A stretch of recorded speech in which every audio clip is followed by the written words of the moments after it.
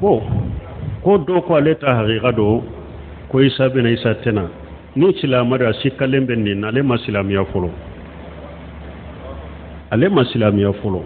parce que fongo fenye silamiya nin ko sugu ni sikalen bala ala ye min fo qur'ana kono ci de nye min fo ne sikalen bala ye kafiri de ite silamai ni mo sikara ala ka aya wala sikara ci den ka de sawla ye kafiri de ite silamai a tasiga ke silamaya bada fo aka dala isa be jigide fo aka da odala men na sikalen to ala kafiri do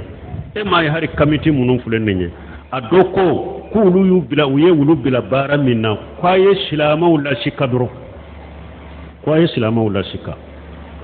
parce que munun be silama ka silamiya guruja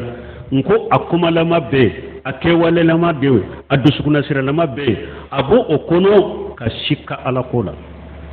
ni mogo shikala ara kola isikra ala ka aya la isikra ciden ka risala isikra la ara kola e kafiri de ete silamai